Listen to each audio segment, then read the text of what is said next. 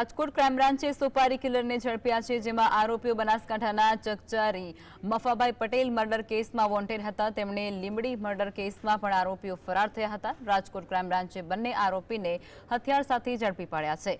પોલીસે ધર્મેશ ઉર્ફે દેવેન્દ્ર રાવળદેવ અને સમાધાન ઉર્ફે આનંદસિંહ રાજપૂતની ધરપકડ કરી છે. આરોપીઓ ₹10 લાખની સોપારી માટે લેતા હતા તેવું પણ જાણવા મળ્યું.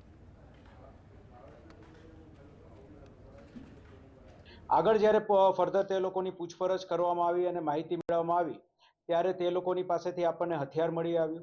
તે ઉપરાંત જે લીંબડીના જે મર્ડરના ગુનામાં તે લોકો ફરાર હતા, તે ઉપરાંત જ્યારે ફરાર હતા એ દરમિયાન જ તેમણે બનાસકાંઠાની અંદર એક મર્ડરને અંજામ આપ્યું હતું, જે એક સોપારી કિલિંગ હતું અને તેના માટે થઈને સુરતની અનિલ કાઠી ગેંગ દ્વારા 10 લાખ રૂપિયાની સોપારી લેવામાં આવી હતી અને મફાભાઈ પટેલ નામના એક ઈસમની હત્યા બનાસકાંઠાની અંદર 2023માં કરવામાં આવી હતી અને તેના શૂટર તરીકે આ બંને વ્યક્તિઓ જે તે સમયે રહેલા હતા.